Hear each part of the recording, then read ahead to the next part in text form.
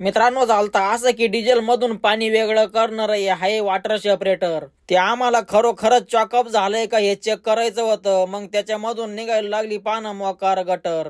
हा अण्णा पण झाला होता खूपच काना. त्याला म्हणलं होऊन जाईल काही मॅटर. तो बोलला काही नाही होणार, मी घेऊन चाललोय म्हणे आत बुडून खायला बटर.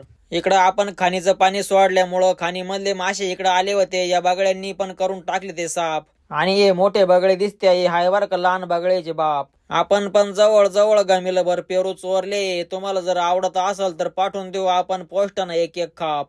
त्या पेरूंचं गमिलं पण आपण माऊच्या डोक्यावर ठेवून दिलं होतं. तिला पण लागली होती चालताना धाप. आपला तात्या पण आता एकदम व्यवस्थित चालू झाला होता. तो पण पडला होता दगडावर मोकार भिडून. त्याचे सगळे दात पडून जायले, एकच दात शिल्लक आहे तरी तो टाकतोय दानात दन दगड फोडून. याला म्हणलं जास्त आदळ आपट काय करू नको, नाहीतर जाईल म्हणलं हाय तो पण मोडून. आता धूर पण जवळ जवळ 70% कमी झालाय. बऱ्याच दिवसापासून तात्यानं बावड्यानं काम करेल नव्हतं. ते बी गेले आता मोकार चिडून.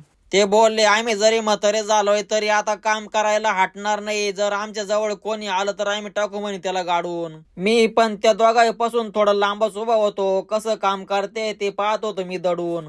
आपला बावड्या बॅटऱ्या काबर फोडतोय तेच नाही कळू राहिलं. त्या बॅटरीवरच टवळं पण गेलं होतं एकदम लांब उडून. आणि मग काय आपले तात्या आणि बावड्या पण चालले होते घराकडे निघून. कारण की 5:30 वाजताच गेला होता दिवस बुडून. चला धन्यवाद.